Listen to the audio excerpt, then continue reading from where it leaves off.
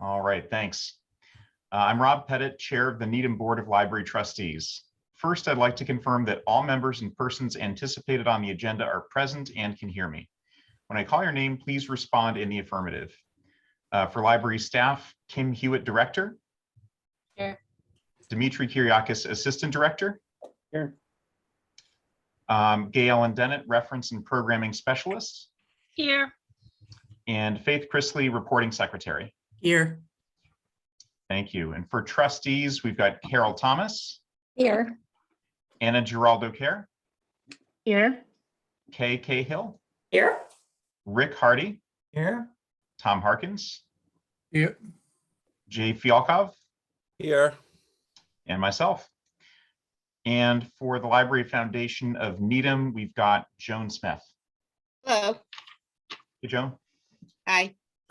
So I'll quickly introduce the meeting. Good evening. It is now 7 p.m. on Tuesday, February 8th, 2022, and this is an open meeting of the Needham Board of Library Trustees. This meeting is being conducted as a remote meeting under an act extending certain COVID-19 measures adopted during the state of emergency, or the Act, which was signed on June 16th, 2021. The Act allows public bodies to meet entirely remotely so long as reasonable public access is afforded.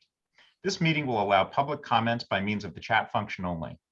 For this meeting, the Needham Board of Library Trustees is convening by Zoom app as posted on the town's website, identifying how the public may join. Please note that this meeting is being recorded and that all participants are participating by video conference. On video conference, please be aware that others may be able to see you, and take care not to unintentionally screen share your computer. Anything that you broadcast may be captured by the recording. For effective and clear conduct of our business, for compliance with the Act, and to ensure accurate meeting minutes, I will restate our ground rules. The chair will introduce each speaker on the agenda. The chair will invite members by name to provide any comment, questions, or motions. To the extent practicable and within the bounds of open meeting law requirements for conducting a virtual meeting, we will keep the meeting style informal as we do when we meet in person. Please remember to mute your phone or computer when you are not speaking, and please remember to speak clearly and in a way that helps generate accurate minutes. For any response, please wait until the chair recognizes you so that we do not speak over each other. Feel free to wave to get my attention. After members have spoken, the chair will afford public comment as follows. Any member of the public signed into the meeting as an attendee may submit written comment or question via the chat after identifying his, her, or their name and address only. The Assistant Library Director will monitor the chat inbox and alert the chair to submissions there. The chat submissions will be recorded and become part of the official record of the meeting. Each vote taken in this meeting will be conducted by roll call vote, a requirement of the Act. I now request a motion to automatically continue this meeting to Tuesday, March 8th, 2022 at 7 p.m. with the same Zoom ID number, our next regularly scheduled meeting, should any technical difficulty arise tonight to keep us from completing this meeting. So moved. Second. Thank you. I'll do the roll call. Rick. Aye. Tom. Yep. Tom. Mute myself when not responding, but aye. Awesome. Anna. Aye. Kay. Aye. Carol. Aye. Jay. Aye. And myself. Aye. Great. So we can move to the first item on the agenda, which is to review the minutes of the January meeting from January 11th, I believe it was. Did anyone have any comments to those minutes? Yes, Carol? I had a few little things. Under number 3 on the first page and the director's report, the second paragraph, that first sentence just doesn't, I don't know what it's saying. It doesn't make sense to me. So there's something's off about it. I don't know who might know better what it was supposed to be, but Which sentence, Carol? the first sentence in the second paragraph of number 3. Put together quick guides, staffing in one department due to exposure. It doesn't make any sense to me, but What if we said Yeah. quick guides for staffing? in one department, or just end it there?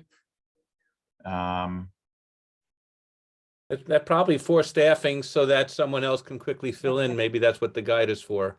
So Yeah. maybe we get in one department due to exposure. We could just get rid of that? Yeah, just say that department heads have put together quick guides due to exposure. I think that was the. That was the I gist think of it's it. quick guides for staffing. If, I guess I would say in other departments due to exposure.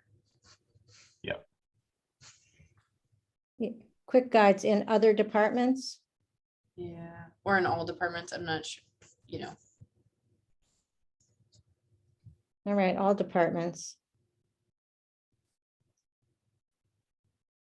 So someone can quickly fill I in. think it's just all departments would make sense Okay, for the. all right. I'd like to thank you, Faith. I thought the minutes were, really well done and concise and not easy, and I appreciate the effort. You're welcome, Jay. Yeah, me too. It's just Second.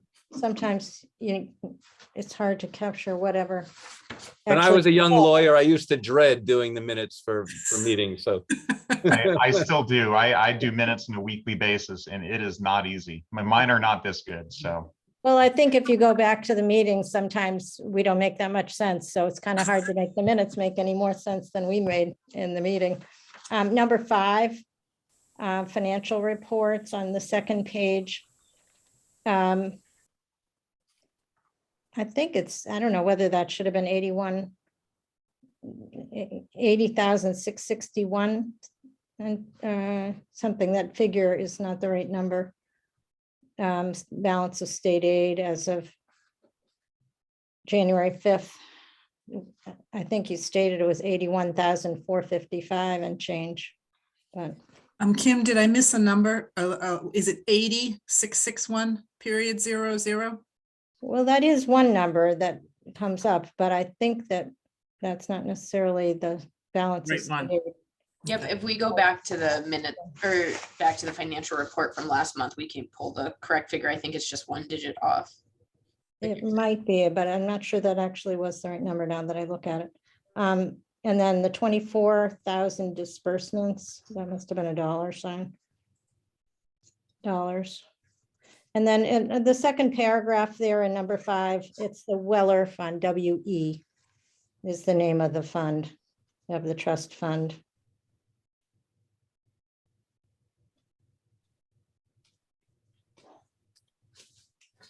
A lot of this is too picky to even bother with. I won't.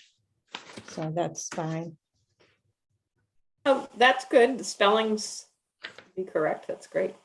Well, I mean, Weller is the name of the person. Yeah. I don't want to Get screw that for that the one up. record. Yep, okay. I'll leave it at that. Okay. Any other changes to the minutes? Okay, in that case, do we have a motion to approve the minutes as revised? So moved. I second. Okay, I'll do the roll call. Rick, Aye. Tom, Aye. Anna, Aye. Kay, Aye. Carol, Aye.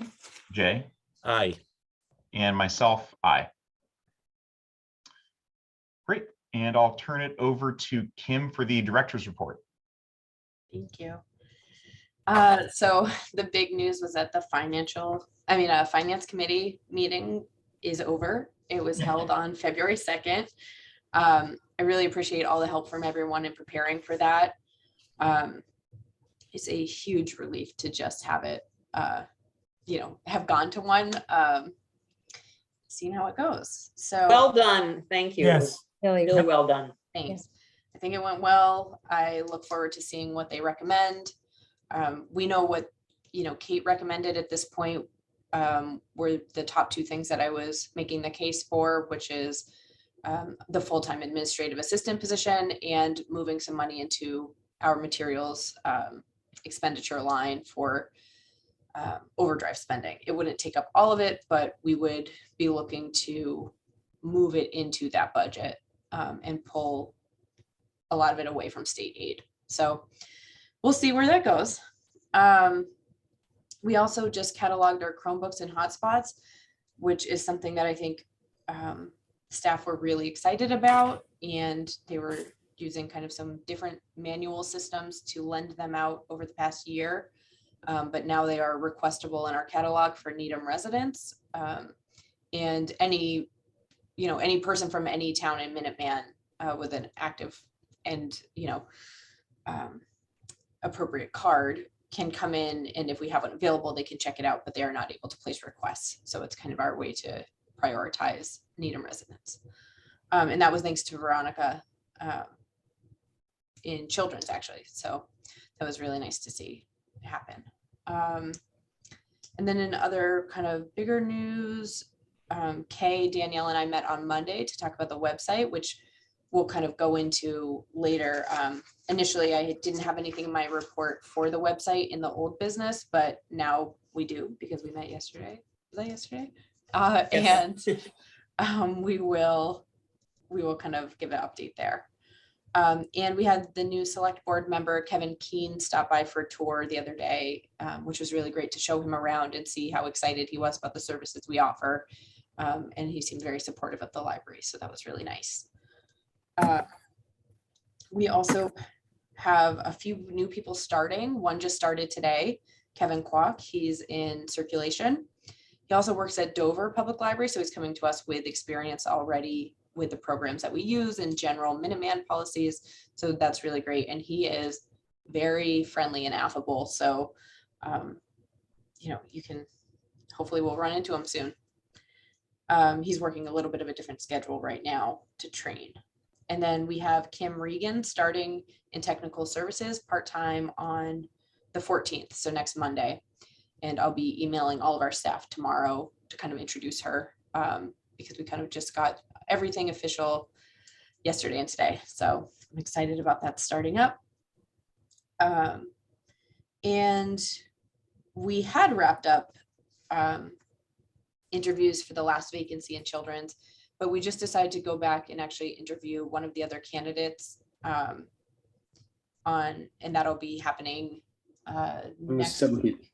Yeah, next week. So that'll be nice to see, and if that goes well, great. If it doesn't go well, we may end up reposting that position, but we're not sure yet. So we have kind of some internal discussions to have. And then the technical services supervisor position closes on February 11th. And so far we have a number of really good looking candidates. So we're excited to see how that goes. And the new system, NeoGov, is working really, really well. And so that's the new system that HR has implemented for processing applications. So it withholds certain information from the reviewers, and then we have to look at the information we are given and decide whether we want to see that person's resume and cover letter. So it's trying to kind of remove some bias there. Yeah, what does it like eliminate names and so forth? So It does, yeah. Yeah. So I was a little nervous that we might see people writing things like "see resume," but so far have not, and that's good because if you write that, I can't see anything about you, and then I probably don't want to see your resume at all. So it's going well. We may not use that system for like our part-time jobs. I think it's kind of a lot for some of those positions. But we'll be kind of reviewing that and working with HR to figure out what our kind of split will be. And then to move on just to the gifts. We had a number of gifts this month for the Permanent Donation Fund and for the Ann McFate Fund for the Visually Impaired. So yeah, I don't know if I can get a motion to approve the gifts as written or if there's any So discussion. moved. Accept the gifts. Carol, did you? Sorry. Second. I'll go through the list. Rick, Aye. Tom, Aye. Anna, Aye. Kay, Hi. Carol, Aye. Jay, Aye. and myself, aye. Could I ask a question on that, the McFate new fund? Yeah. Is that now up and running? I didn't know that it was yet. We can accept donations for it, but I think they're still in the process of really setting up the account. That people are donating. I mean, I see that Yes. sometimes you get a check and you don't know what to do with it, of course, because you don't have any place to put it yet, but. Yes, they do have an account for it to land in at the moment, but we don't have all of the full information yet. Okay, yeah, well, good to know. Yeah, and so some of those too, as you can see, went to the Friends, but specified that they were for this fund, so the Friends then just cut a check for us. So that's kind of that piece of it. Okay, and if it's all right, I'll move on to the building. I have one question. First of all, did Kevin Keane tell you on a tour that his mother used to work at the library? Yes, he did. In Cadillac. And another thing, I looked it up on the balance of the state aid in the last report was 80,861.63. Thank you. Save me the work later. Oh, Yes, Kay? so I just had a quick question back in the first section of your director's report. You mentioned that the wish list to the Friends. Is that something that we could see at some point? Yes. Sorry, I meant to actually highlight that. Because that was the other big meeting last week, was last Monday. And they approved about 61,000 for spending. They're going to fund the first round of the Library of Things, which is really exciting. So I'll get you kind of a list. They sort of bumped up the amount for that line item from what we had initially been asking for. So the list I have doesn't include everything at the moment. So we're kind of working to re-up that. We certainly have a very long list, and we had different tiers kind of in our planning. So we would work, we'll be working, sorry, to kind of get that together. And right now I'm working with the treasurers to figure out which pieces go to the permanent donation fund, that they just cut a check for us and put it there so that we can spend it out on those line items, versus what things they have to pay directly, because the trustees are also new to this and we're figuring it out together. But yes, it was a good chunk of change for a lot of new, well, not new necessarily initiatives, but we really want to start a world languages collection that is an ongoing sort of thing, like where when a new bestseller comes out, we're getting a copy in Spanish and we're getting a copy, in either Mandarin or Cantonese. But right now we're not able to do that. So that's what some of that money will support. And then the same thing with an adult graphic novels section. We have a graphic novel section in children's and in teen, but obviously some of the material can be, content that we wouldn't put in either of those rooms. And adults definitely love their graphic novels too. So we wanted to kind of fund a big purchase of those things. But yes, I will definitely send that out.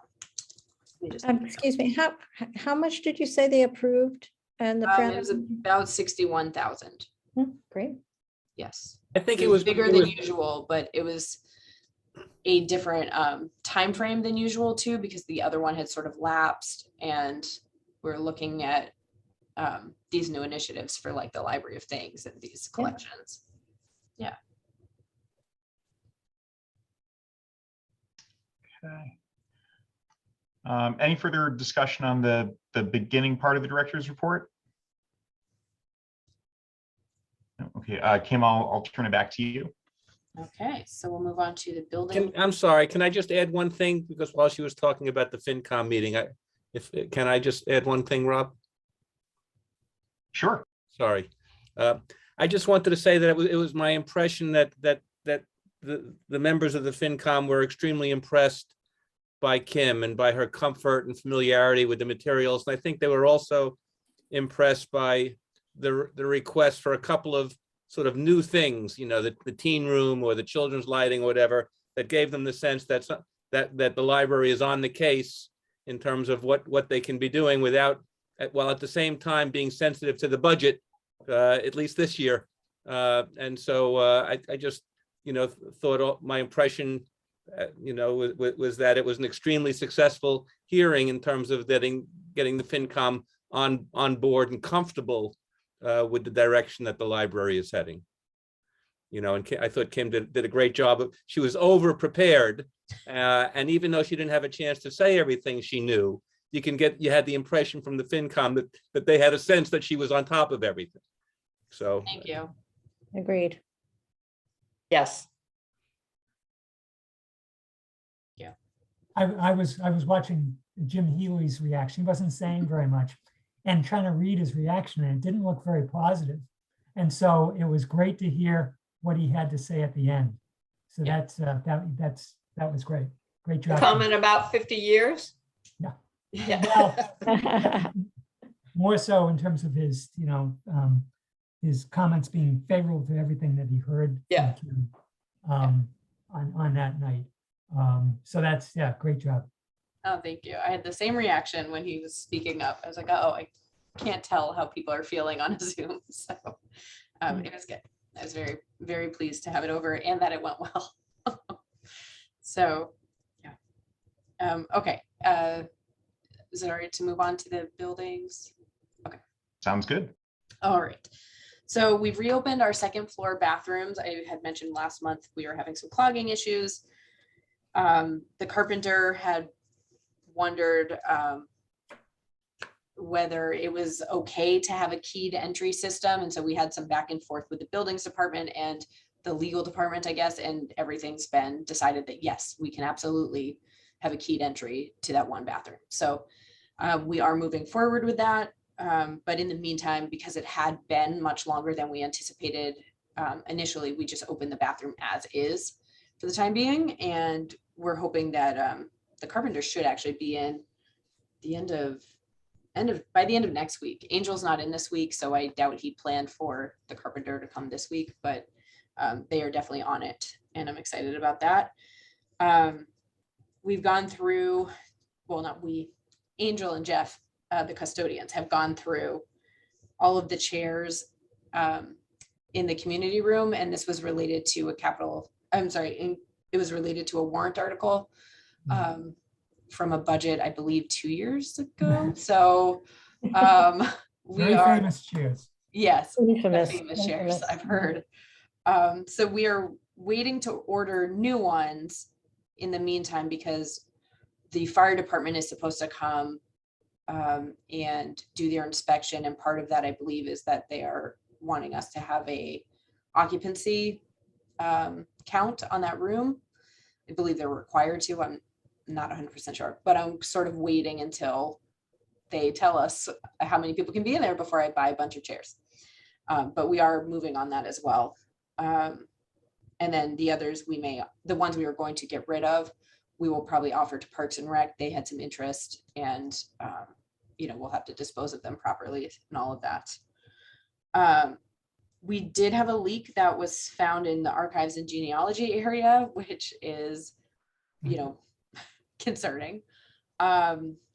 Angel was working with a roofer to determine the cause and the fix. It seemed like what was happening was with all the ice and snow, it was blocking the drain on the roof, and that was causing it to leak somewhere. Everything is fine at the moment, knock on wood. But they've moved equipment and anything valuable away from that area. It was leaking in the floor, like in the wall and the floor. So it wasn't like a drop sort of thing. So we're working on that. I'm not sure exactly when the roofer will be in, but Angel definitely got right on that and made sure everything was secure. So those are kind of the big things. We're still waiting on the handicap bathroom to be fixed in the first floor bathroom, women's room. And in terms of the lighting, I think I have it in my new business, so I'll save it for that. But those are certainly the big updates for the building right now. Any comments or questions that I can answer? Okay. So with the financial reports, you can see that we spent some money on the Swank Motion Pictures annual license renewal. That's a annual cost that we expect, so that we can show movies. There's also a odd $23 fee for the ASCAP annual license renewal, which we split with Parks and Rec, and this year, for whatever reason, they had paid for in whole. And when they found out that it was going to be an increase of $23 this past month, they asked us if we wouldn't mind paying that. So of course we did, and we will probably, we have offered to pay for it in whole next year, and then we will be even and we can continue with splitting it. I can't remember what ASCAP is. What's the, I can explain that in part because it Yes. raises a question for me. Yeah. Because I live in this world. Yeah. This deals with public performance rights and musical compositions and songs. And if there's going to be public performance of music of compositions in the library, the owner of the copyright has the exclusive public performance right. And so you need to get those rights. And the way you usually get it is there are performing rights organizations like ASCAP that represents all of the rights in the songs, and they grant what's called a blanket license. So for this $300 a year, you know that if you have music performing in your library in one way or another, that you have the right for that public performance because you have the ASCAP blanket license. What's interesting, and I'm not sure what the deal is, but ordinarily when you have an ASCAP license, you would also have at least a BMI license, which is another organization that does the same thing and controls also millions of songs. And so theoretically, what places do is have at least an ASCAP and a BMI license. And if they have that, they assume that they have all the rights to allow for public performance of compositions. So I'm not sure whether we only have an ASCAP license, and if not, that's an oversight of some sort. There are a couple of other smaller organizations, CSAC and GMR, but the main ones are ASCAP and BMI. And theoretically, there really wouldn't be a situation where you would only have an ASCAP and not also have a BMI license. I'm not sure if I made that clear. Yes, yeah, good that's explanation. great. Yeah, that was very informative. So if but- we don't have a BMI license, honestly, we probably should, and it would probably cost approximately the same as the ASCAP license. And this would apply as well to the other town, to Parks and Recs and whatever. Okay. Yeah, I isn't it, Yes, Carol. isn't it true that just certain music, the rights go through ASCAP, certain other music, it goes through BMI? So- Exactly. People have a choice I to don't affiliate with really one or the know. other. In order to feel safe that you have all the rights you need, get you both. affiliate with both. Right, even though there might be something else, you might really not be covering the whole waterfront, but pretty much. That's Yeah. right. I feel like at one point, maybe we did have the BMI, so I'm not sure. Maybe somebody will remember on staff. Yeah, and it may just be that they renew at different times of the year, It may well be, that's right, but it just, Yeah. It because could this be one that actually renewed. It's not in our, it's not encumbered, at least I don't see anything Yeah, encumbering for that. So I don't know. Great question, Kay. Great answer, Jay. we will definitely look into that. Jay, it's as if you teach a class on Yeah, this right. type of thing. And as a journalist, I'm always ready to ask a stupid question. No, it's not a stupid question. Right. All right, so then trust funds was kind of our normal spending. We had some reference books from the Carter Fund that were paid for or paid to Cengage Gale. Then we had the Hatch Fund where we spent out for YA books from Baker and Taylor. Permanent Donation Fund, we spent money on children's and YA, both or all of those for Baker and Taylor purchases. And we also spent money on Polish books from the Multicultural Books and Videos, which is a gift from a specific family. So that's why we were spending that money on that. Because I don't think Polish is typically a language that we have a large collection of. And then, oh yes. Oh, Carol, do you have a question? Just a quick question on the trust funds. In December,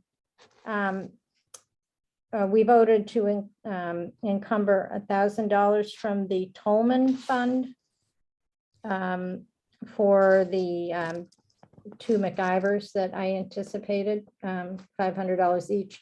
But I don't see that in the current encumbrances column. So I think I might have mentioned it last month. That I don't know if it just got, didn't get in there somehow. The vote that we took didn't get to the records for the trust fund. But I think it should be there. For Tolman? Tolman, I believe we did Tolman. Mhm. In So the December. 2,000 does not account for that. Well, I think that's probably the annual encumbrance. I assume that's probably the set aside to increase the principal of the fund from income. Okay, let me talk to Jenna about that.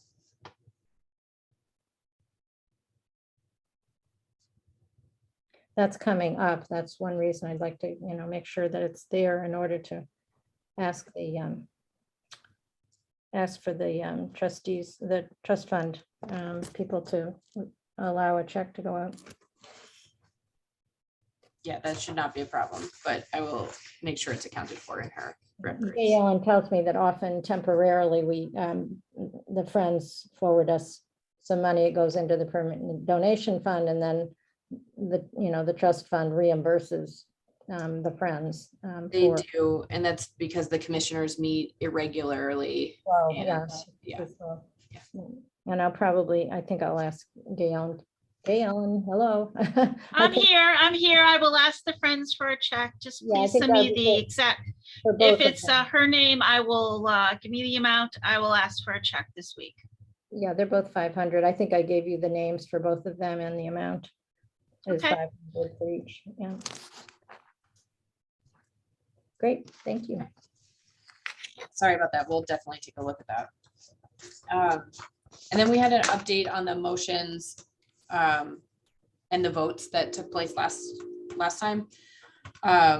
So after consulting with Rob we didn't feel there was anything actionable to put into the current policies because there was a motion for the trustees policy. There was a vote to put 10% of interest into the balance, and the current policy does state that the trustees annually allocate a percentage and that percentage is 10%. So it's already written that way. I do think it could be a little more clear, but since that wasn't the vote, we just didn't adjust it. And with state aid, the vote was specific to fiscal year 22 and 23 spending. And the state aid policy itself, so it didn't feel appropriate to be adding the fiscal year specific vote to a policy that pertains to all fiscal years. Oh, can I just, my intention was not to change the state aid policy. Although we could to make it more general, to just say, state aid received for one fiscal year shouldn't, the policy not to spend it till the following fiscal year. I just assumed that it would go on this sheet for the state aid account each month as something we didn't intend to spend until, fiscal 22 receipts to be spent, not to be spent until fiscal 23 or something. That was my intent Okay, in the vote, and maybe I didn't express it that way. I don't know.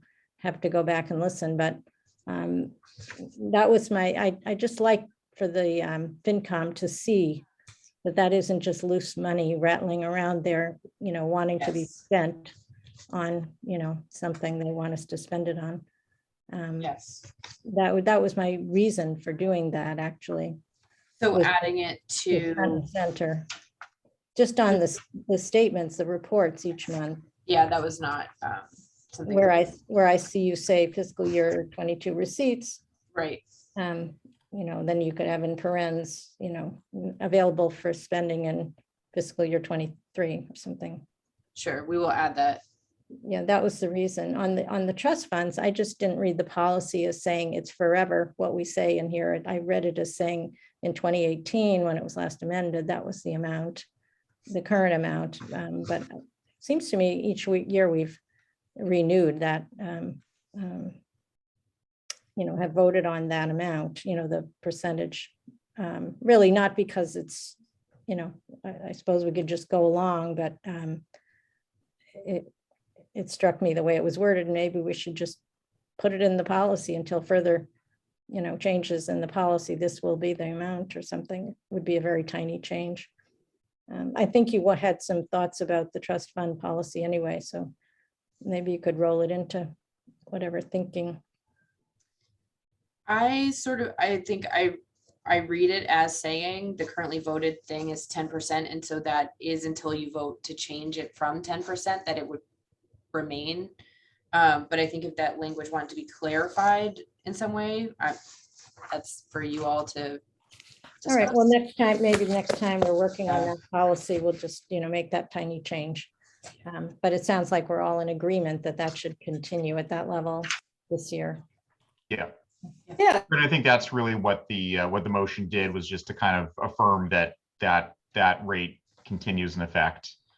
Yeah, good. That's good. yeah. Rob, Oh, yes, Kay. yeah, just wanted to mention, Carol, if you want to bring it in with that wording change to our next meeting, we could, vote to approve it, a tweak. Okay, but for now, maybe Kim should look at the whole policy and see if there's anything that she, has any, thoughts about, so we do it all in one fell swoop if there's something else. Yeah, Okay. the policy that I have thoughts about is the state aid policy, Oh, yes, okay. to make that a little more, like, I have some thoughts on adjusting that one, but not the trust fund one necessarily, so. Okay.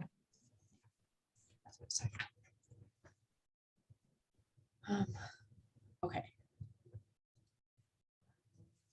Any other questions on that piece? Okay. So the statistical report, we added a column to show the percentage gain or decrease from month to month, because I find that helpful as well.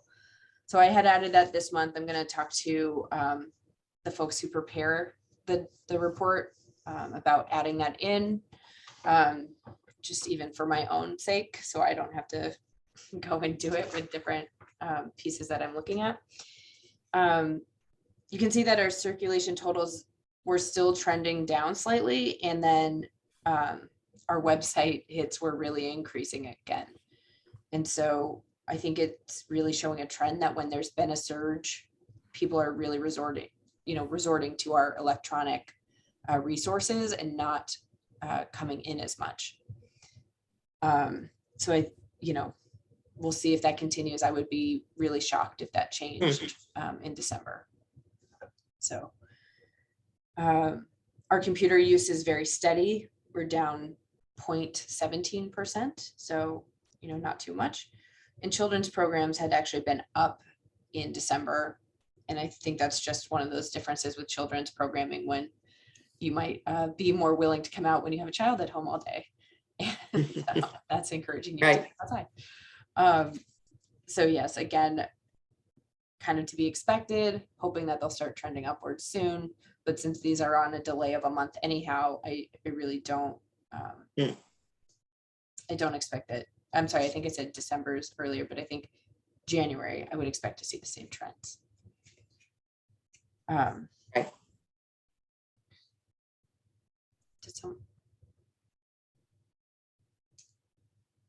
Sorry, I thought I heard someone starting to speak there.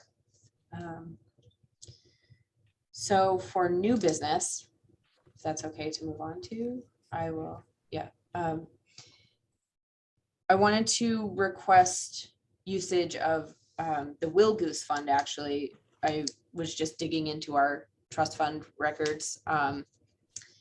So I'd like to request funding from the Will Goose Fund for $264 to attend the Public Library Association's virtual option of a conference. It's happening in Portland this year, which was, disappointing because I wasn't going to travel there.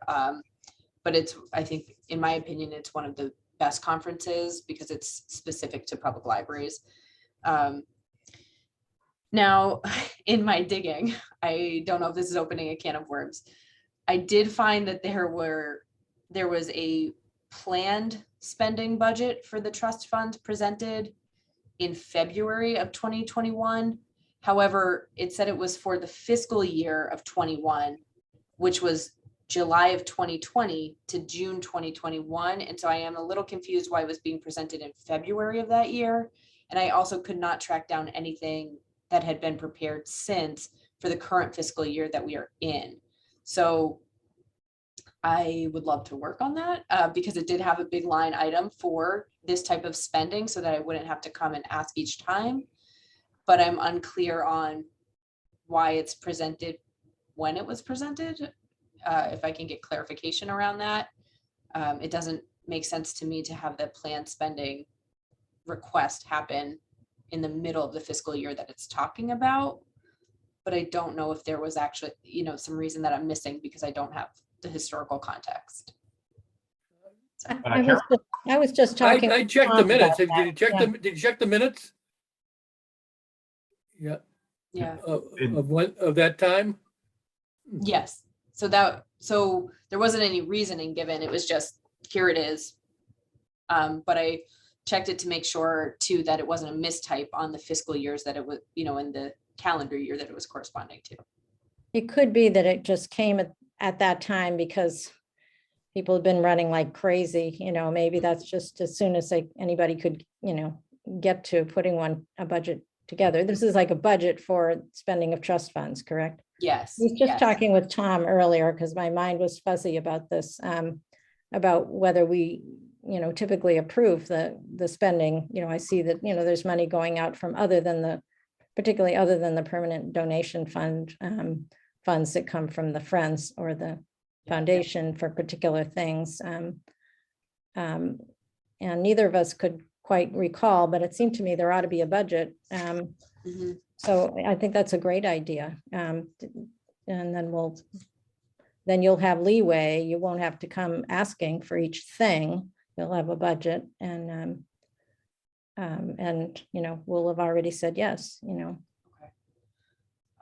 That might be a good thing for maybe late spring. Kay? No, I just was going to say the same thing. What would be the appropriate time of year to do that? What do you, do we think a spring for the following fiscal year or? To me, that makes the most sense, I think. Yeah, that I can't Okay. have a reason not to have it be that, but well, in the the thing is, meantime, I can continue to ask monthly for the thing. Like, I'm not sure how to proceed and I don't want to proceed in the wrong direction. I was going to say, just interjecting here, it's one hitch with budgeting for spending from these funds is that the income, which often represents the funds available for spending, all the accounting doesn't come through until the fall. So That's well right. after the end of, the beginning of the new fiscal year, which, presents a little problem for, budgeting how much you can spend out of any given fund. But, as long as you don't rub up against, what you, think was definitely going to be there, I suppose that's fine, No, that's a good. So memory tells me that at one point the trustees set a certain sum of money aside each year to be used for conference going by the staff, for continuing education for the staff. And you just had a set amount and we would put in our applications to the director and it would be approved or disapproved. So that was how it worked, but it's been a while since we've actually done that. So I am uncertain when we stop doing it. I do know that we have had conferences been paid for the last 2 years, most of them virtual. And that I know that there's some upcoming ones that have been requested for payment from the staff. The amount looked like $10,000 was the consistent amount that I saw for the past 2 years. Yeah. But you're right, Carol, that you can't really do it for the fiscal year if you don't know what the interest is. But then does it, Unless it's a large enough fund that you really don't need to be Yeah. that concerned about it. I guess that's, you just have to be mindful of that issue, I suppose. The other thing is maybe your other people would know, I don't. I thought that there was a provision for employees from any department to request funding from the town and from really a different pocketbook for some, I think only in-state conferences. And, I don't want to not use that. I think we should take it, I think library staff should and administrators should take advantage of that to the extent it exists. I don't think it's a huge fund, so we would also need other funds, but I Correct. don't see any reason not to use that up. Carol, I think We you're use- thinking about the transportation fund, actually, hang where on. they will, Yay, Yeah. hang on, thank you. That's actually in our budget. It is Yeah. $400 something typically, and then a mileage fund that is about 1,600. So we definitely go to that first to make sure that is spent out. But I was getting a little nervous, and that's why I held off on my own registration to do it from a trust fund. Yeah. Because I want, I have staff that have registered for things, and I want them to be paid out sooner, whereas the trust fund always takes a lot longer too. So in the effort of trying to make the cost less of a burden for the person to pay up front and then wait for reimbursement, I pulled mine to use the trust fund money because I think we're going to be running out of the municipal money. And MLA happens in May, and I know there will be some people wanting to go to that. And a lot of times, well, what I'd like to encourage is some of the staff that are kind of at the bottom of our pay scales to be going to that. And so I'd like them to have access to that municipal fund of money because it is much easier for them to get the reimbursement. So we definitely will spend it out.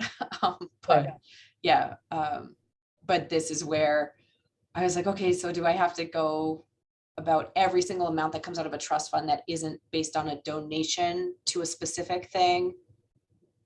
But the planned spending makes sense. It's just that there's nothing in place for the current fiscal year that we're in, it seems to me, that I could find from my records. Well, do you want to come up with one for next meeting, send it out and, for the balance of this year, and then you can prepare another one for the full following year? I think that makes sense because we do have the interest at this point. Yeah. Yeah. Okay. Make a note to myself.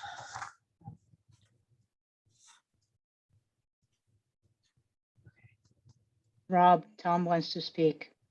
Yes, Tom. If my memory serves me, I remember that we did budget a certain amount from the trust funds. And I think it was at one time the Hatch Fund, I'm not sure, but this was before the library edition and all that. And we did budget so much for continuing education and conferences. And I know what we did was you'd go to the conference, you'd spend the money, register and all that, go to the conference, and then submit the bills to us. And then we pay them with the trust funds. It was a delay, but that's the way it was done. I know those things are always in the trust fund, in the packet for the trust, what we signed for the trust funds. And I know this from fact because one time I availed myself of that to go to ALA and attend the trustees information, and they did cover it, and that's how I did it. Yeah. So Kim, do you need a motion from us for those expenses for this meeting? I know that you'll come back at the next meeting with any sort of interim budget requests. But do you still need that motion for this meeting? Yes, I think that would be best so that we could get it moving because I do know they have a meeting coming up. So if we could get the request to the commissioners, that would be ideal. So out of the Will Goose Fund is what it looked like last year's fiscal year budget for the trust funds indicated that the 10,000 whatever would be from. So for this, I would say the $264 to come from the Will Goose Fund for this conference for me. So move $264 from the Will Goose Fund for you to attend Thank you. the conference. This is the ALA conference? This is the Public Library Association. Oh, well, ALA. okay. So it's a subsection of ALA. Okay. I second. Right, I'll go through the roll call. Rick? I'm assuming that's a yes, but yes, okay, we've got affirmation. Tom, Aye. Anna, Aye. Kay, Hi. Carol, Aye. Jay, Aye. and myself. Aye. All right, sorry, Rick, you never know if somebody's just nodding and saying no, no. I just want to make sure Yeah. for the record. Thanks. I knew that was going to be a can of worms too. Great. So, yes, so the next item in the new business section is about lighting. So Sean came in, he installed, Sean, the electrician for the town, the one and only, came in and he installed some potential lighting structure in the children's room. And it was a bit dim still. And so we chose to go with the flat squares that are behind the circulation desk and in the circulation office instead. And he will be replacing out all of our little round lights with those. And I think that'll be a tremendous difference. When you go into the circulation office, which is a, open room, you can see that even with just 4 lights in there, there isn't like a big shadow. Like it's a even lighting. I think it's going to look really nice. And then once we have moved, or rather once we have installed those, which we're hoping will happen by the end of the spring, we will then be looking to see if we actually need to move any shelving or not. Right now, some of the lighting on one side of the room is less aligned with the aisle than we would like, but may not make a big difference if these lights are so good. So we're hoping that the new lights will just solve the problem.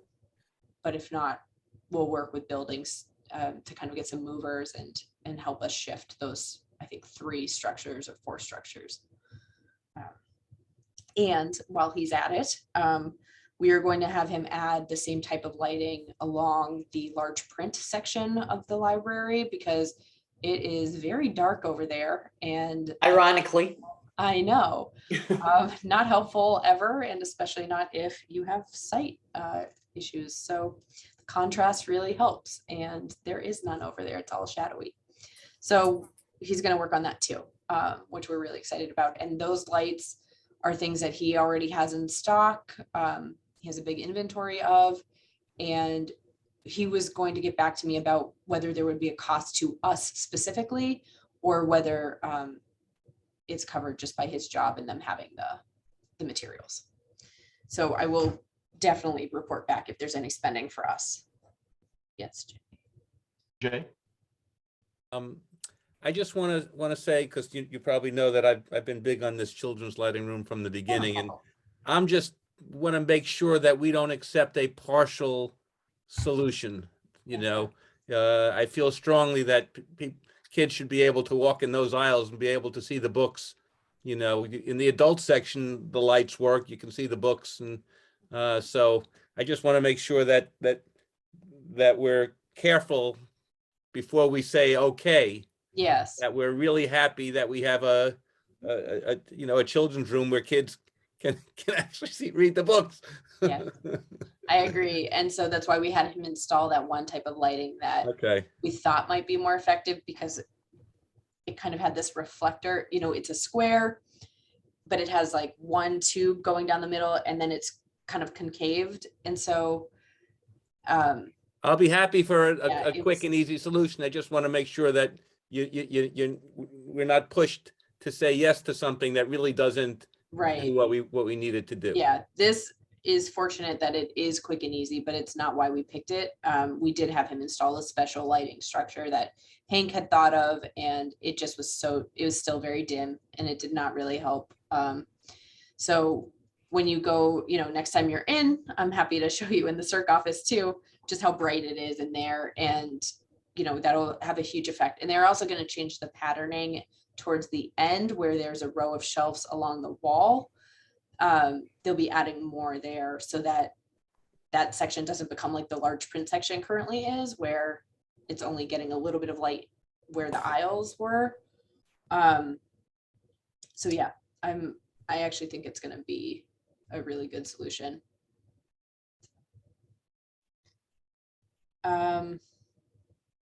Okay, that's all I have. And then Carol has a recap. I'm not sure if you want to speak about it.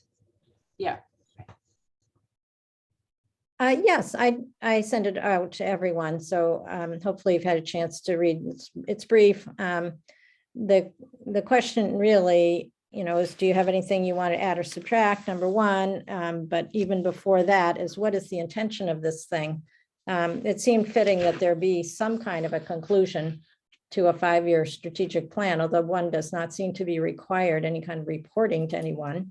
And so it struck me that, going through every single line of the report is really a meaningless task at this point, but, and it would be a real hassle to do, not to mention, but that it might be just good to have some kind of a, like once over lightly kind of report. And the question then is, who is this for? Is this for the public? And so Kay would have to lend her skills to make it in some form that anyone would, that would be appealing, or whether it is just for us. And Kay, you had some thoughts on that. I wondered if you could just tell me what you tell everyone what you were writing to me when I questioned. Yes, yeah, so Carol, thanks so much for stepping up to the plate there to create a summary for the strategic plan, which, 5 years, you do need to have some kind of final statement or conclusion. So my thought that I was expressing to Carol is that to do what we're sometimes calling a public facing document, it would, as opposed to just a conclusion that would be attached somewhere to the strategic plan, I think to do an out-facing document that you want to push out there, get it into the, the news, maybe News You Needham, I think we need more data to back. I gave Carol sort of a list of sort of data points that would need to be gathered, and that would take some work and significant amount to support. You can't just make a statement, but I think we need some data points to support the statements. So the question is, do we, and I feel like, do we want to do that and try to push something out there and give it more public publicity? Or do we are we really just wanting a conclusion to the strategic plan that can be posted along with the strategic plan and not try to make it a news item or a public face, it would be public facing, but it doesn't necessarily have to be publicized. Sorry, Rick? Yeah, as someone who was co-chair of the strategic plan development, and along with Margaret Pantridge 5 years ago, and then sort of shepherding this through, we did a lot of outreach at the time to determine what it is that we should be targeting. But having said that, I don't think the public at large is typically aware of the strategic plan. And, it would be nice to do, and Kay, you raised all the important questions about it, as to what, it would be nice to do, but whether or not anybody is, clamoring for it is a whole nother matter. So I think Carol did a great job in terms of summarizing, what in a very high level, what was accomplished. And we can go into greater depth, very much so, obviously, because all the data gathering that we've done, all the work with it. But that's the question, Kay. Yeah, do we want to go further than this, and do we have to, or do people expect it? No. Even if we did it, will people find it or look for it? I don't know. Yeah, so good questions all. Anna? Yeah, I recall, first of all, Carol, terrific work. I really, you really did an excellent job at summarizing a complex, such a multi-year, multi-topic document. So I really, this is terrific. Several points. One is, I recall when I applied to be to the trustee position that the strategic plan was in the website. That's how I actually downloaded it so that I could prepare.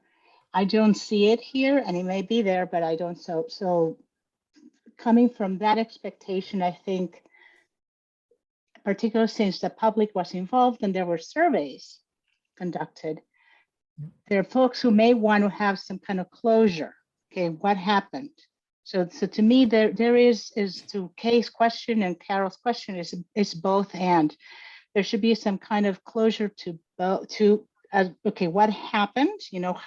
What is the outcome of this 5-year effort, which Carol has really well documented and summarized, and then some kind of translation into more highlights, which could be done not necessarily right away, but they could be done as the starting of the new fiscal year in preparation for the next plan. It's kind of more, maybe we will get the public to participate again. So that would be a good way to warm them up. On the document itself, I would suggest to balance it with some of the issues that are still pending. For example, I looked at the actual strategic plan, the actual long document, and there are several, there are 2 strategic goals that were not really done or even addressed. One was the staffing, the formal structure for staff development that is kind of on hold, and continuing education. And the other one was there are 2 formal partnerships and communication plans, so all under outreach. So there's some things that are in the works. Not to say to dim the light of what has been accomplished, but I think it will balance what we're trying to say. All these things were done, still we have things to do. So I just think that there needs to be a little bit of balance in the summary. So that's pretty much it. Moving on to the next commenter, Jay. Yeah, thanks also, Carol, for putting that together. Much appreciated. I was going to say, and Anna sort of suggested it, it may well be that as we get started to think about the next strategic plan, that in that we would be able to identify some of the lessons we learned, in terms of the last strategic plan, and it may well be that a paragraph or 2 can, or whatever can be created that can, get to some of those lessons, some of the accomplishments, as well as some of the things that are left still to be accomplished. And I'm not sure, while we're on the subject, what the timing is. The plan, as far as the next strategic plan, we were waiting first for Kim, and now we're waiting also for Kim to get settled. And, I don't know what the tentative schedule should be as far as when we should think about appropriately turning our attention to that.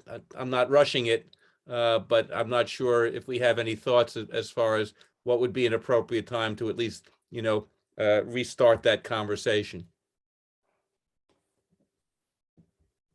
And Tom?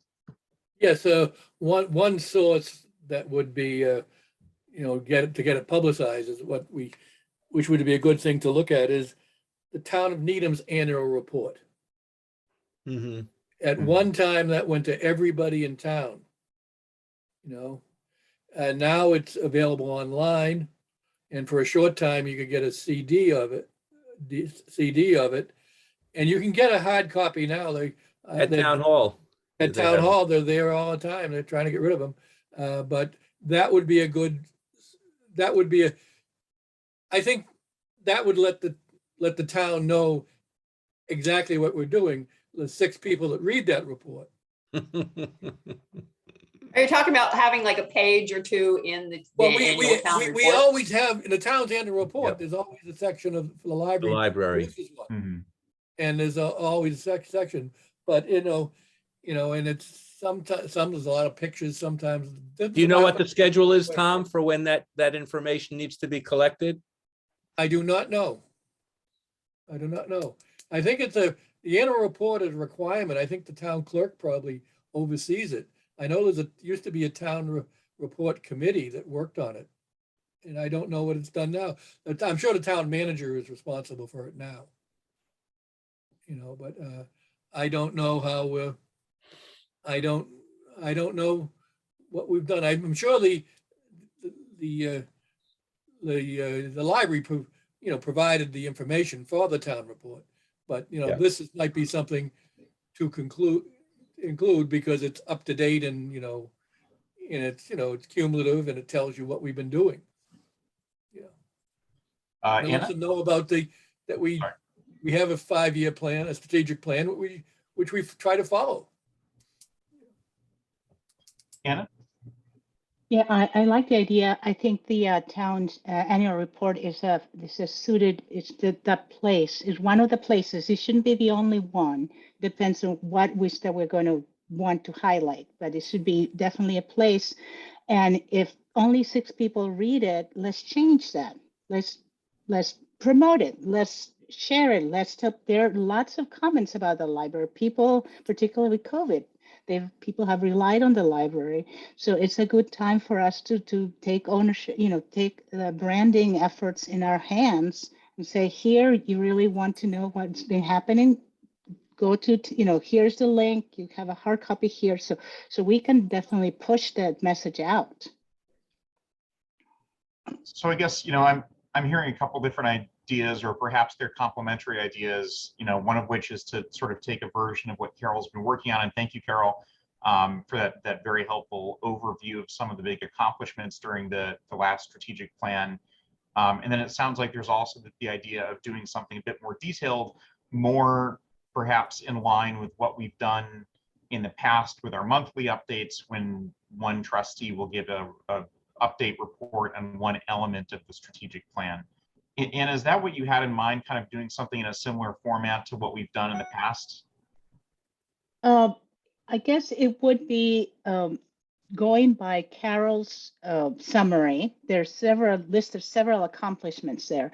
Is there a quick way to tie some data points to those accomplishments? That's how that'll be my way to do it, as opposed to go through every, it will be a lot more research to go and pull out what maybe there are more data points that are there, but what are the ones that jump at you based on the summary? So that's what, and then we can just match, so align those with data. And then we can even create, I think Kay did that last year, on the different facts. Do you know something? I forget how it was. And we can start creating blurbs based on those accomplishments and data points. Okay, so you're thinking of sort of taking what Carol did and then just adding in data to, okay. Building, rather than sort of a point-by-point rehash of the strategic plan. It's ambitious. That would be great, but maybe I don't think it could happen. And also the other piece is to just add a line or two about balancing it, that there's still work to be done. I mentioned the areas. We don't have to be very specific. We just need, so that it's more about more balanced look of a realistic and transparent, a reflection of the 5 years. It doesn't have to, I'm sorry, it doesn't have to be focused so much in terms of failures, but as things still left to be accomplished. Exactly. And that will balance, as opposed to, I think the town sometimes errs on the side of, this is all the great things we've done, and people can read right through that. So let's just, this is all the great things that, and there's more to do. We're not pointing fingers. We're just saying there's still work to be done. We probably have some of that information collected, Carol, in the last review that we did internally. I have two. I have You're 2 points, and I'll be happy.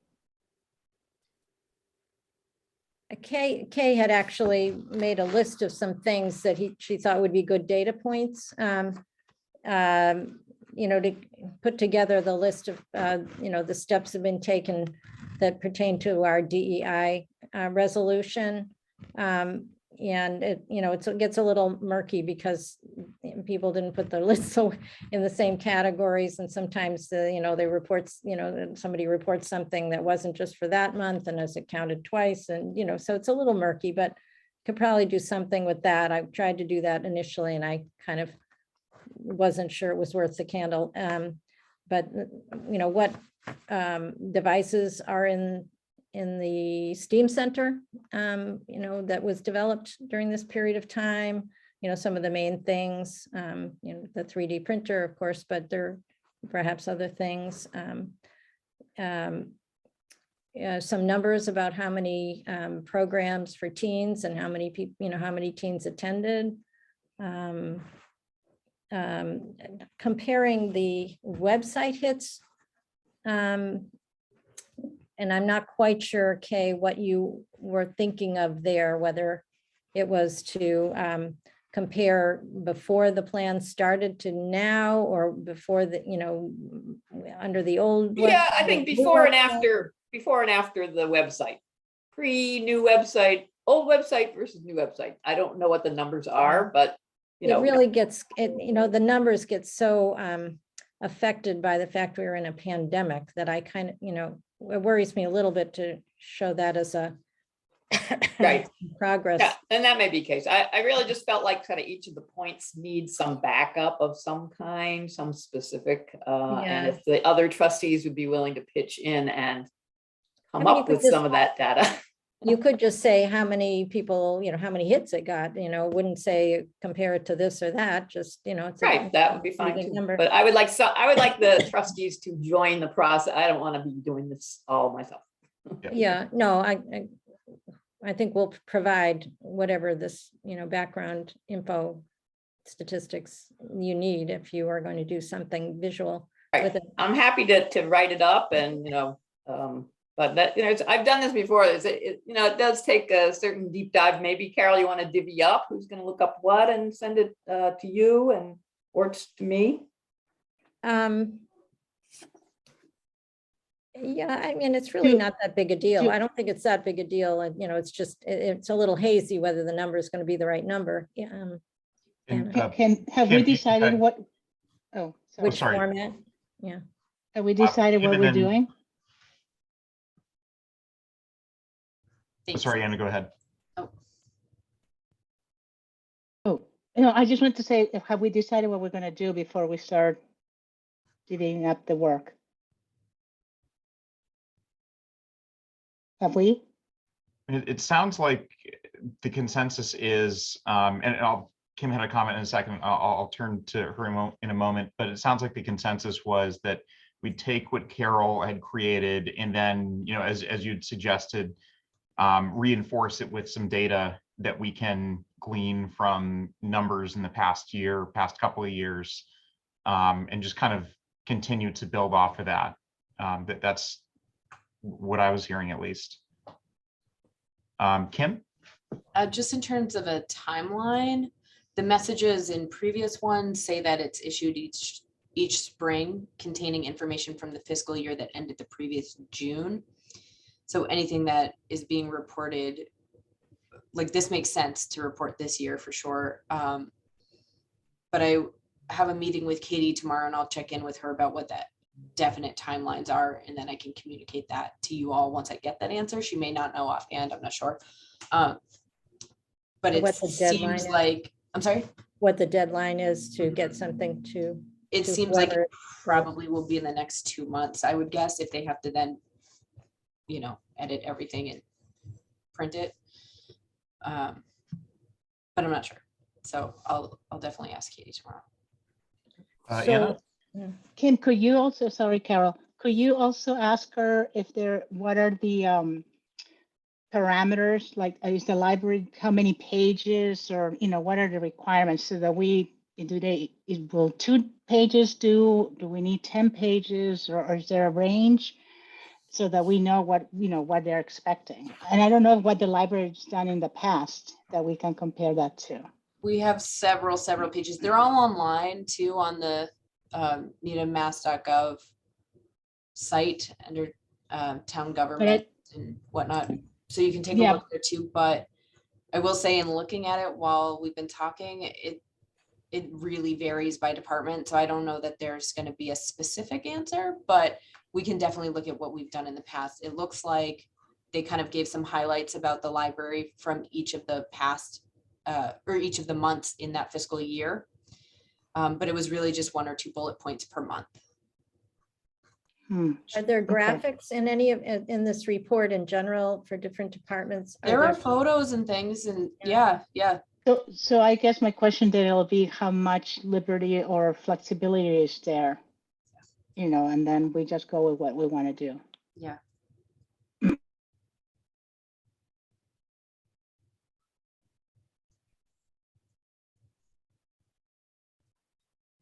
In my mind, there's kind of a couple different purposes being served here. One is to, get the message out to the public about what we've achieved during the last strategic plan. And I think Carol's document, especially if we beef it up with data, is a great way to do that. At some point, prior to or concurrent with the new strategic plan, we'll probably have to kind of just figure out, okay, of the goals that we had in the last plan, which ones remain to be addressed, which ones have not been fully addressed. And I think last year's status update will pretty much identify which ones have not been addressed. And then we just need to ask, are those still priorities? Because some of those may have been, superseded, or we've got other priorities. But for internal purposes, we might sort of do our own analysis. It wouldn't need to be as formal as what we're doing here, but we can at least look it over, consider it collectively, and think about, of those, do we roll them over into the next plan or not?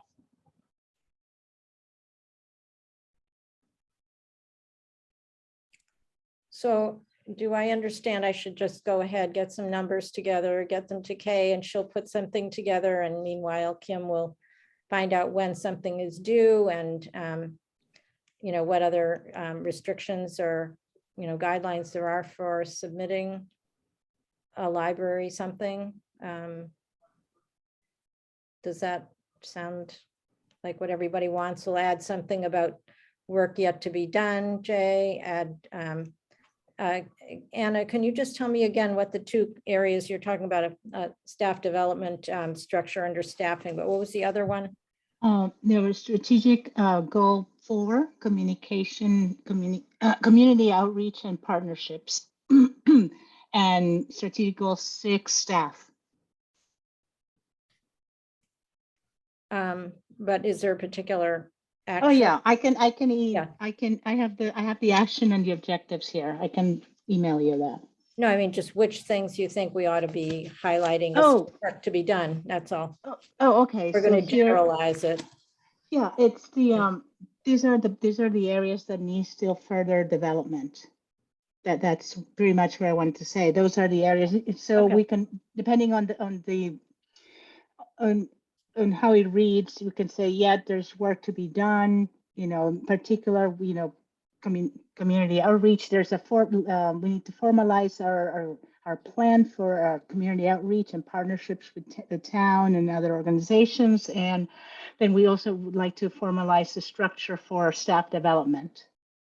Mhm. That's Rick's thing. So maybe you have something else there, Rick. Well, yeah, certainly the staff development. Now that Kim is here, I had a brief conversation with Kim a while back.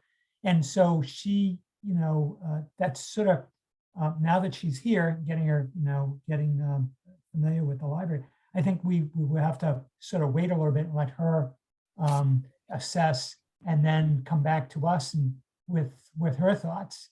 And then we would then maybe develop something for the next plan. And Kim, you've got your hand raised. So I guess I have a few jumbled thoughts.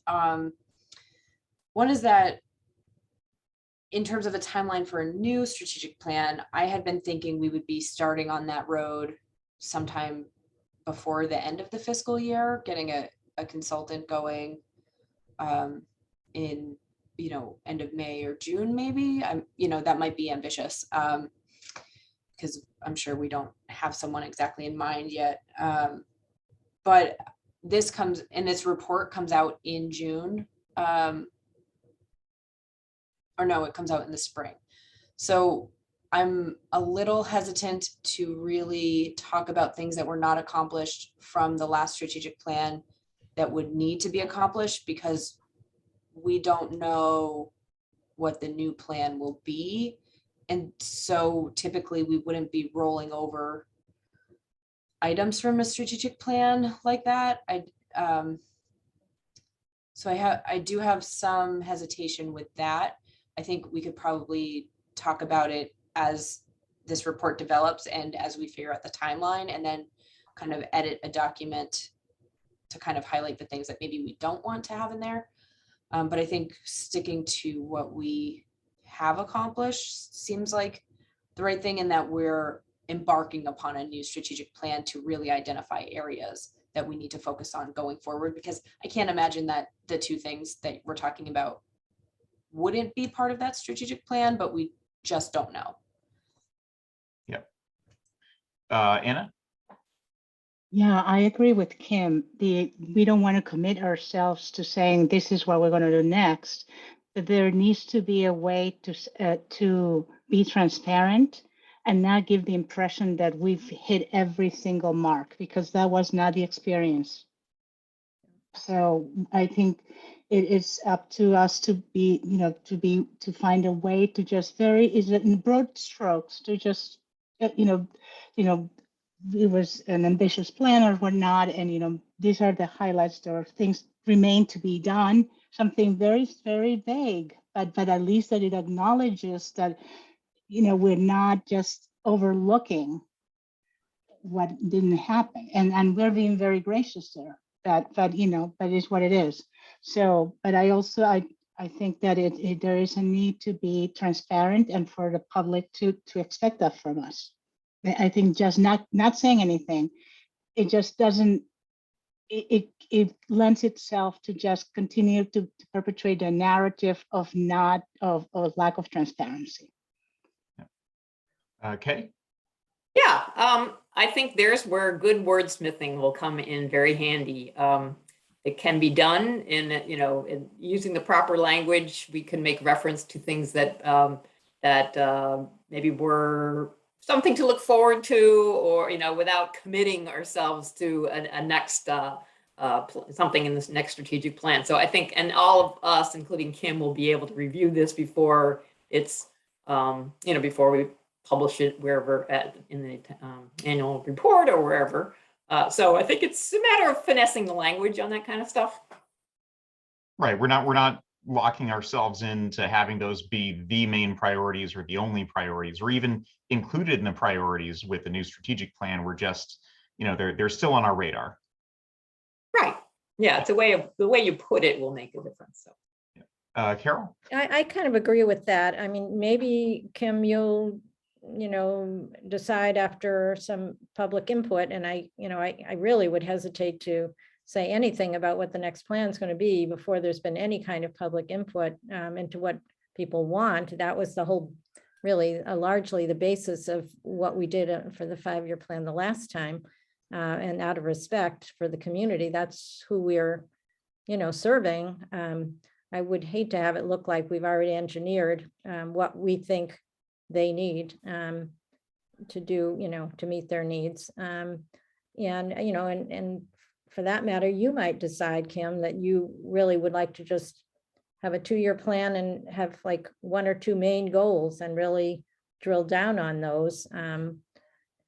Just, because sometimes you can only accomplish so much in a period of time with the resources that you have. So, I kind of agree. I would hate to commit ourselves or even, give any inkling that we've already decided what the next plan would look like. And, if anything, it should make clear that there'll be a process. And Kim?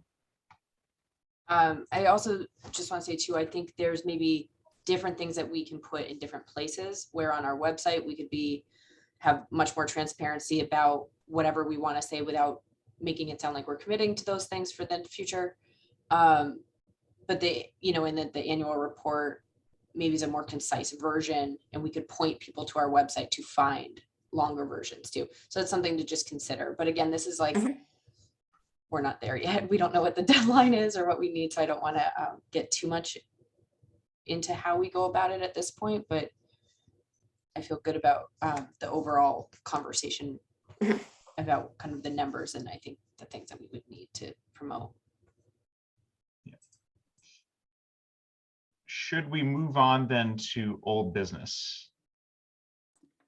Just to make sure we can get through everything before 9 p.m. unless there's any further discussion on this agenda item.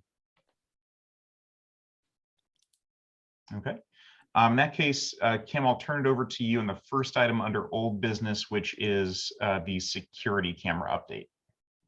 Yes, so Katie has put together or is in the process of putting together a meeting for us. We have a lot of parties that need to be at the appropriate meetings. So we're currently in the stage of waiting for everyone to fill out a doodle poll so that we can pick a date. But that's on our radar. I got Danielle to make a updated map for us that shows where our current cameras are, as well as the potential new ones and what areas they cover. So that's going to be really helpful for that.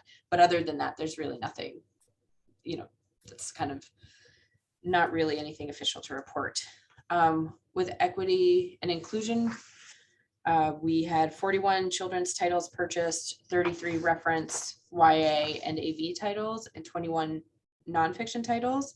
And then there were a lot of DEI programming and I called it programming and efforts, but then Carol had the good suggestion to actually go by what the resolution said. So for next month, I'll break it down a little bit differently. But there's a lot there. I'm not going to read through it all unless there are specific questions.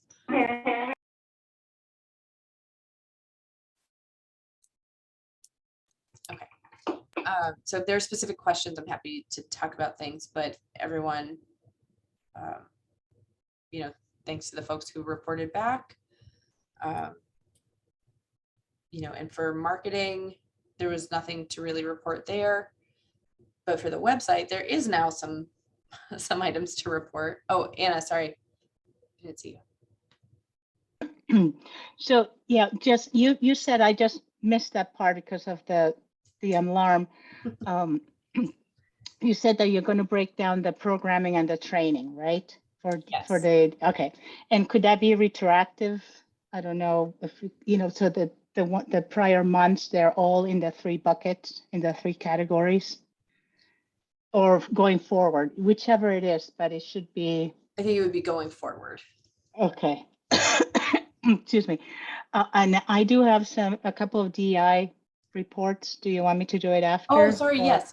Go ahead. No. Please, Okay. sorry. So we had January 27th, we had our first Needham Connect book club discussion. We had about 15 people. Rick, I believe, and Tom were in attendance. And it was, the group decided not to record the event. And it was a difficult topic to discuss. So you want to talk about race. There's lots of interesting experiences and lots of shares. So I think it was a good conversation. Folks really came away with some thoughts and ideas. I don't know if Rick or Tom want to add anything. Okay. It was very good. I thought it was very good. Great as we have Very informative. The book was good. Of course, I recommended it. Yeah, I know. Yeah. But yeah, I thought it was a good. It was a very good use of. I think Needham connected. Yes, that's right. Thank you, Rick. And through Anna's work, we had new people involved, new people participating, which is great. So. Right. Oh, yes, Galen. I actually had 22 people attend. That's what I Oh. reported. So I you love had to be bigger numbers wrong. than I you love thought. to be wrong. I like You to had be run bigger that numbers way. than you thought, and there were 49 people who actually registered. So that's pretty good. If you get half the people who register to show up. Yep. Yeah, no, the other, and I just put it in the chat, the other thing we have, the next book club meeting is March 29th, and we're gonna be reading On Earth We Were Briefly Gorgeous, which was a bestseller and written by MacArthur genius, Ocean Vuong. So hopefully, you are cordially invited, and hopefully you will attend, or you'll That, be. I think it's still at UMass Amherst. Yeah, I'm trying to track him down, but he has an agent, so it's Yeah. gonna be. Yeah. And I think that's all I have. Thanks. Thanks for the update, Anna.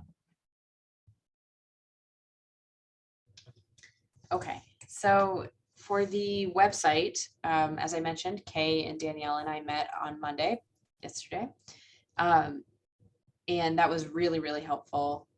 Kay, I don't know if you want to speak to what we did, or I wrote down the changes that we made.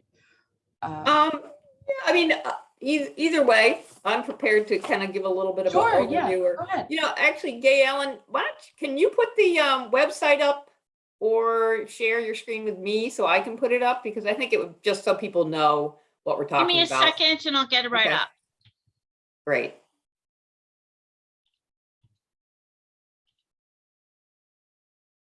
In the meantime, I just want to mention, we talked about adding photos and taking a new staff photo. So I have a professional camera set up and everything, and Kay is gonna hopefully be the photographer for us. I can push, but yeah, luckily both Kim and I have some photography expertise. So rather than spending another $4,000. Yes, so just wanted to mention that.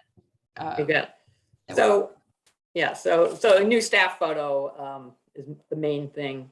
But just to kind of give a little overview, so the main issue, or a significant issue, was where and how to post announcements of all types. And we concluded, and Kim and Danielle came up with this new bright red band to put the announcements like things about COVID or snow days or those types of announcements that really need to be prominent. And I think that works well. So the question then became, so do we need something in addition to that, or is the latest news carousel box sufficient?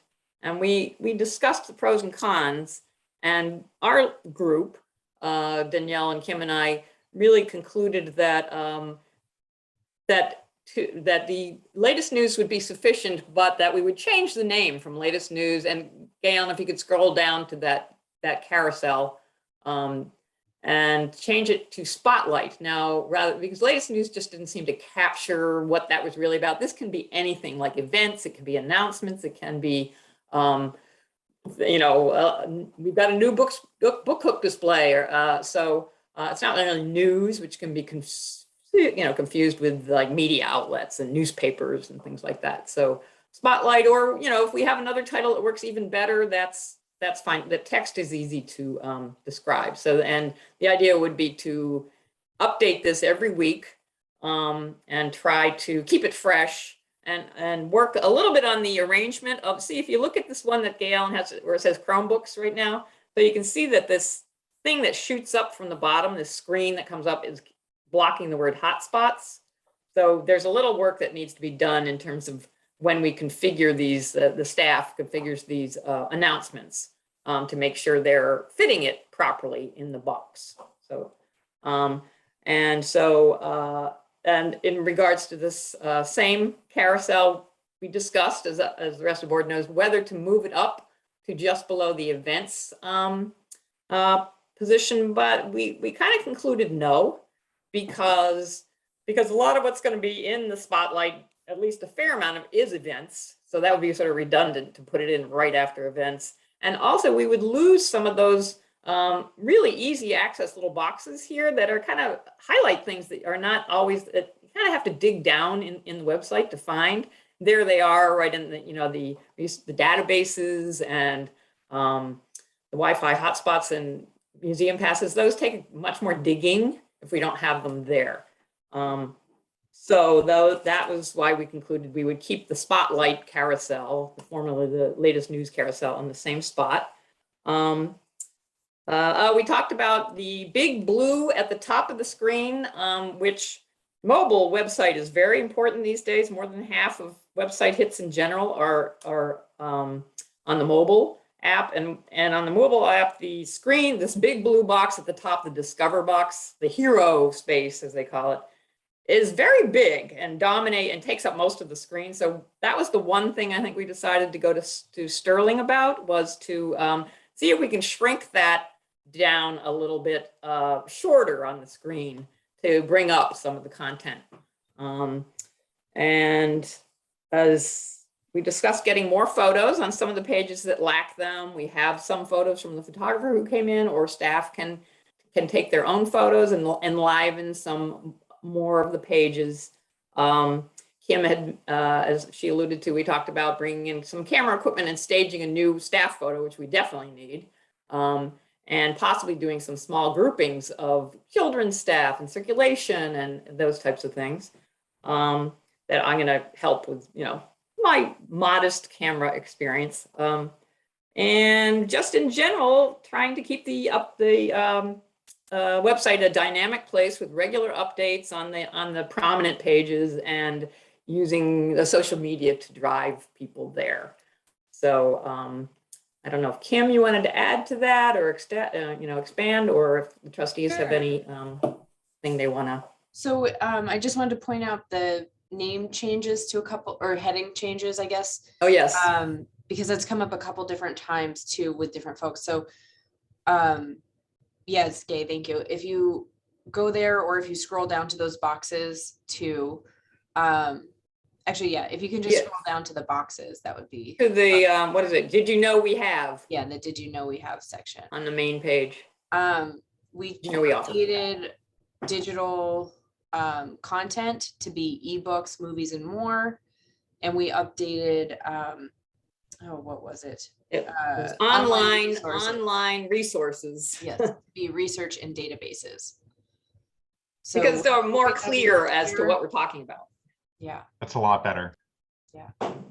So that's been updated in, all the places. Throughout the site, yeah. Hey, Kim, and that's great. Thank you for all this. This is wonderful. Very exciting.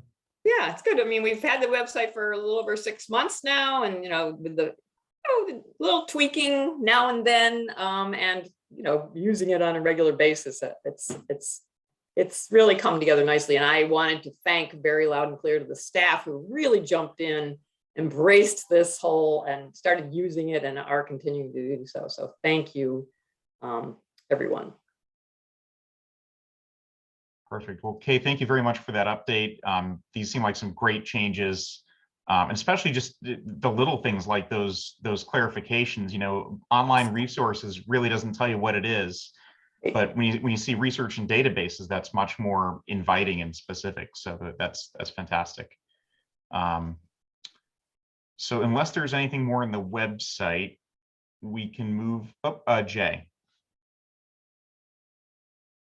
My only question is whether we've concluded about whether we have enough hours from Sterling under the service agreement. We had made a tentative plan when we got involved, but we weren't sure whether the plan we aimed for in terms of the number of service hours was the appropriate amount, and whether we want to give some further consideration to that for the next year. I'm not sure when the year ends for that Sterling plan.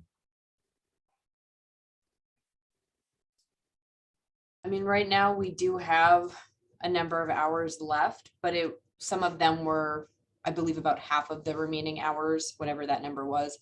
I remember reporting last month that they were to be set aside for updates, like, things that have to happen for security updates or whatnot.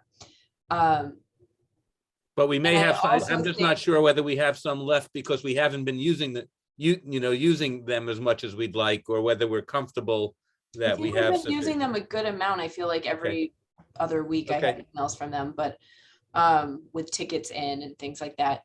But I also think if we're not maxing out on what you agreed to in this past year, chances are it's going to be enough for Okay, the coming years, because this is a brand new website. And so I would expect a lot more changes to happen and things to be noticed and fixed mhm. within these first several months. So I'm not So sure. maybe we're good. I just wanted to make sure we've given consideration to that. Is that something we can upgrade in the middle of a year or? I'm Yes, sure, okay. I'm sure, but that might involve, asking the friends in the foundation if they're willing to pay a little bit extra to cover such an upgrade. Okay. Yep. All right. That's I good to think know.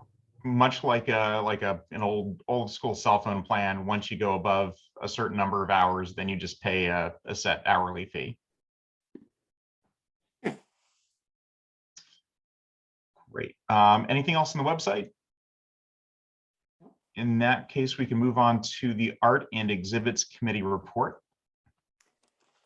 Yes, so we don't have anything really new to report. On our last meeting, the trustees voted to approve several artists.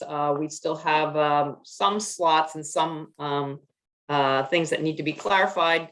We have February, Gail Hansen has hung her oil paintings. And in March, we have Ruth Sanderson, who her whole exhibit about Rosa Bonheur. And we also have our sculptor of small animals displaying in the case, Candy Sidner, in March. But we have still some uncertainties about April.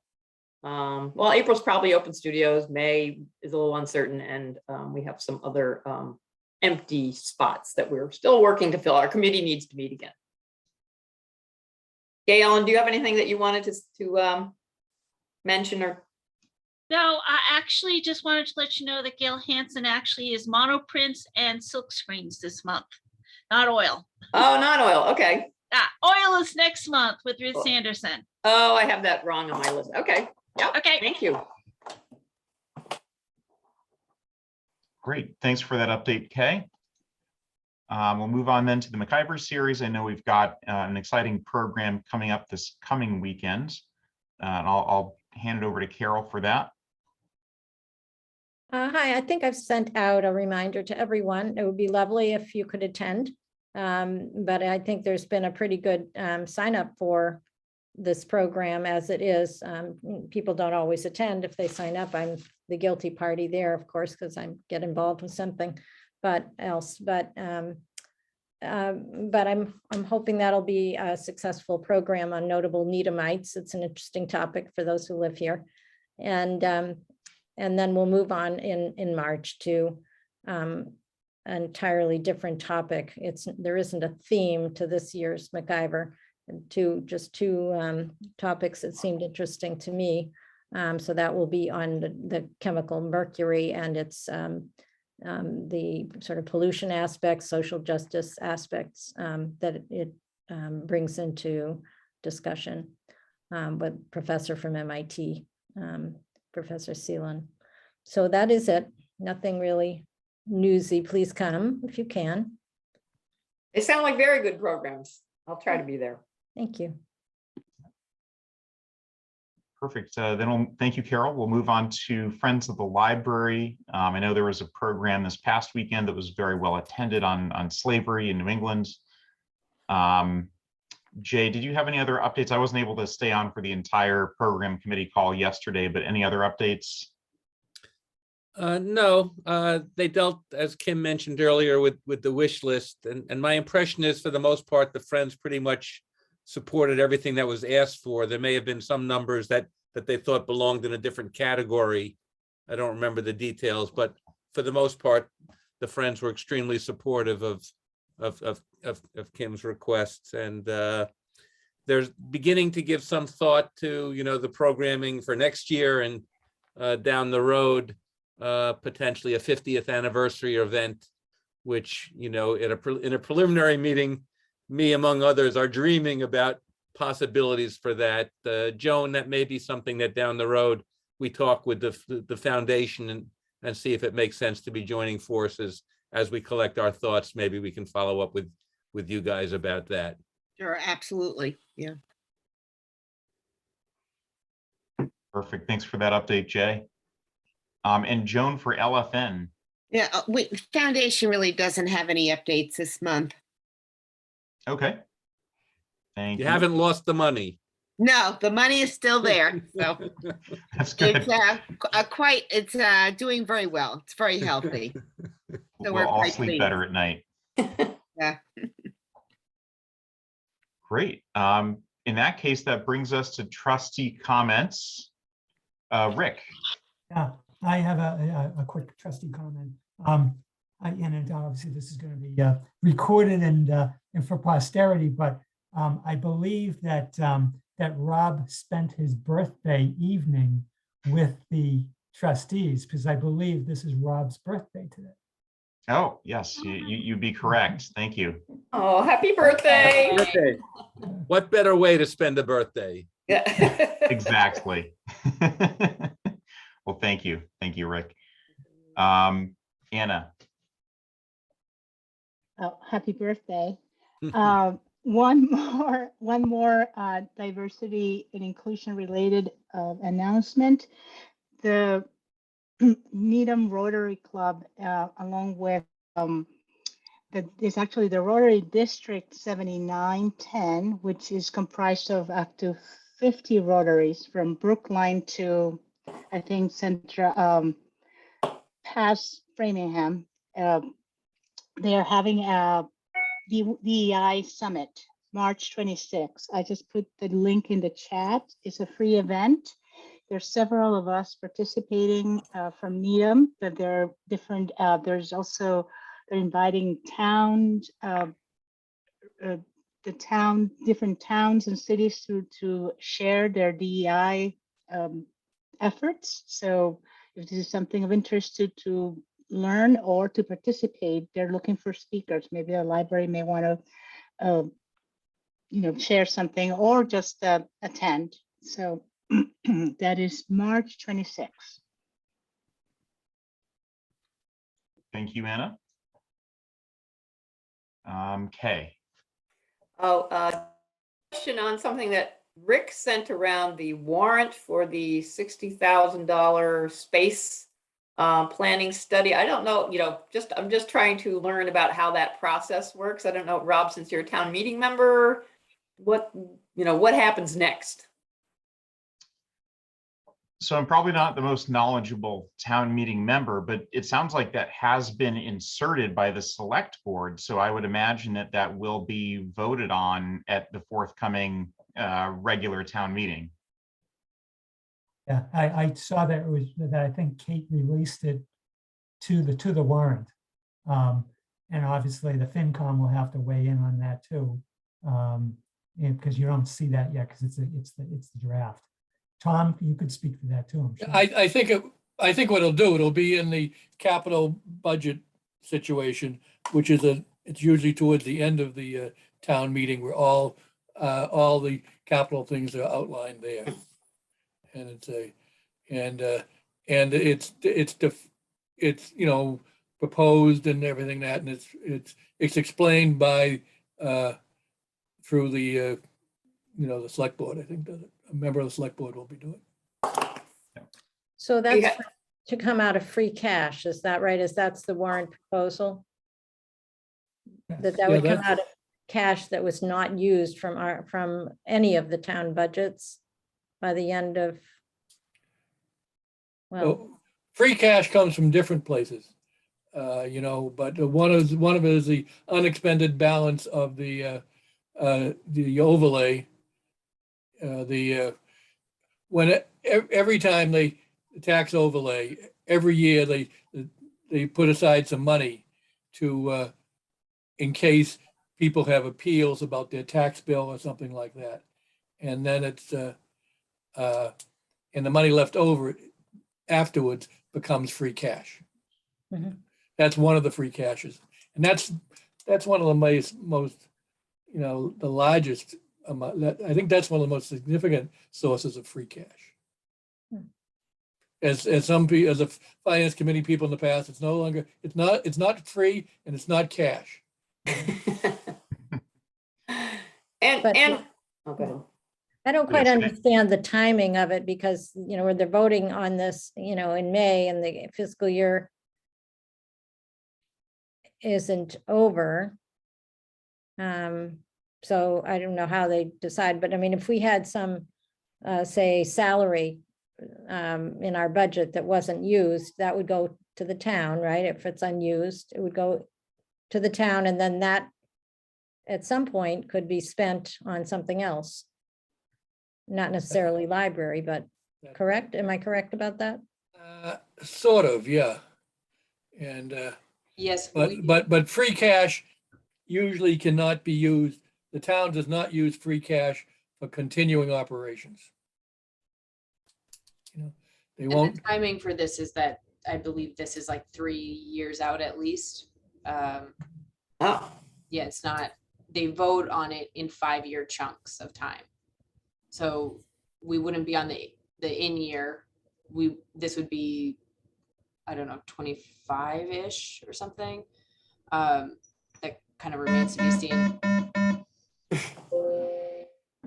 For the study, for this first study would be 3 years out? That's your understanding? In the capital Yes, in the budget. capital plan, that's, yeah, it's a few years out for us. But they're putting it in they're not putting it in the capital outlay. It's in a Part of a warrant. warrant? There, It's a separate warrant article. my understanding from Katie has been that it was on hold because they were waiting to see what was going to happen with it. And that what is voted on is the 5-year capital improvement plan. And this is a part of it. And so it's not, my understanding is not that it's something that will be separate from the capital improvement plan. And therefore it means that it's a couple of years out. oh. I get some course, that was the clarification whole- on that, yeah. Yeah, and that was the whole debate that we had with the town. It's like we wanted to spend state aid to do that. But again, there was resistance from the town, said, you really need to go through the town and through the whole process because, it's vetted and so forth. And we wanted to do it faster because using state aid, but obviously they preferred. So this is not going to be in the capital budget articles this year. I mean, this looks just like a The separate warrant is standalone. a separate warrant article. Yeah, it's a separate warrant article. So if it's a separate article, I don't see why it would be restricted for 2 or 3 years out. No, I Well, don't. I take back my initial statement about how it was going to be done, because I didn't understand it. I thought this was going to be part of the capital outlay, which they do every year, put thing in. Every once in a while we get something. But Well, it like, had been for requested instance, that way. the chairs were part of that. Yeah. Right? Yeah. Yeah. The chair, that wonderful chair argument. Yeah. 3 years ago now. Yeah. Yeah, you had to be there. Anyway, but Rob, I also thought there was no, that wasn't necessarily going to be delayed, that it was going to be used, something that could be used right away to hire a consultant to look at the project. Not that it would get built. The So then only, you'd have to go back for, maybe we can clarify with Katie, that might be good. But I mean, in the text of the draft warrant article, it just says the only limitation is that it's spent under the direction of the Permanent Public Building Committee and town manager. But maybe we can clarify, what year these funds would become available. Yeah, that would be news to me that this was for this year's spending. Well, Because not- that's, yeah, yeah, fiscal 23. Yep. Not Right. 22, but that's what I kind of assumed when I read that separate, freestanding article, even though what had been applied for was something to go into the CIP. Yeah. I'll ask Katie tomorrow. Yeah, great. And ahead of the meeting, we can just, maybe plan out, to the extent there are any questions at town meeting, just having somebody from the library there to answer those questions. Don't be surprised if somebody asks about chairs. we laugh about it, it very well might happen. So we'll keep our eye on that. Okay. Yeah, just to say, I mean, if has to be a case made and an argument made, is there any prep work that we need to develop a statement or anything like that? A lot of times these are just in response to questions by town meeting members.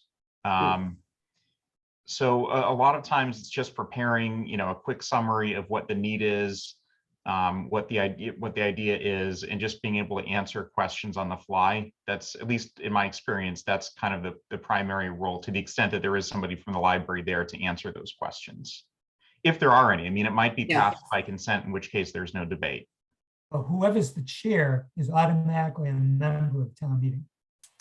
Right, which I tried, unfortunately I don't get 2 votes because I'm a town meeting member anyway. So we're actually losing out our extra vote with me as chair this year. Oh. I'll be there, and I'm certainly happy to speak in support of it. Not necessarily.